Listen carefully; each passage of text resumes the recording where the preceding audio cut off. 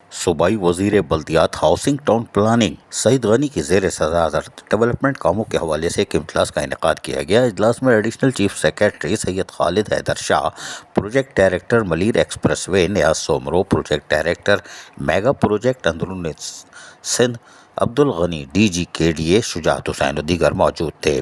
اجلاس میں ملیر ایکسپریس وے، شارع فیصل سمیت سندھ بھر میں جاری ترقیاتی کاموں کے حوالے سے تفصیلی طور پر صوبائی وزیر بلدیات نے پہلے تو بریفنگ لی۔ P D Malir express way Niaz Soomro نے بتایا کہ ملیر ایکسپریس وے پر کام تیزی سے جاری ہے اور 27 ارب روپے کی لاگت سے 38 کلومیٹر طویل ایکسپریس وے 30 جون 2025 تک مکمل کر لیا جائے گا۔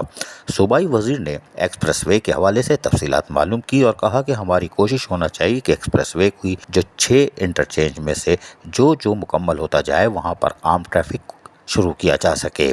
جلدی اس پورے ایکسپریس وے کا دورہ کر کے اس سلسلے میں مزید کوئی فیصلہ کریں گے۔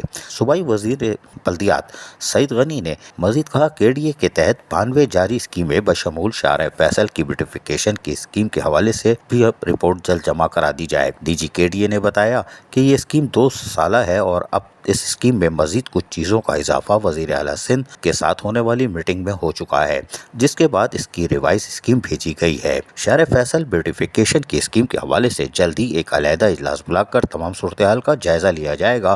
اس حوالے سے صوبائی وزیر بلدیات سعید غنی نے واضح طور پر کہہ دیا۔ صوبائی وزیر بلدیات سعید غنی نے ڈی جی کے ڈی اے کو ہدایت کی کہ جو منصوبے فنڈز کی عدم دستیابی کے باعث تاخیر کا شکار ہیں، ان کی فوری رپورٹ پیش کر کے ان منصوبوں کو رواں سال میں ہی مکمل کرایا جائے۔ صوبائی وزیر بلدیات سعید غنی نے پروجیکٹ ڈائریکٹر میگا پروجیکٹ کو بھی ہدایت کی کہ وہ جاری منصوبوں کو اپنے مقررہ وقت پر مکمل کرنے کے لیے فوری طور پر اقدامات کریں۔ عزیز عارف، کے بی ایس بلدیاتی نیوز، کراچی۔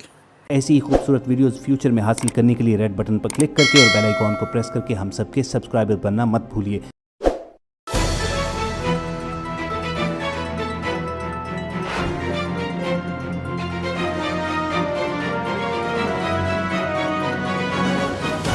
کے بی ایس بلدیاتی نیوز۔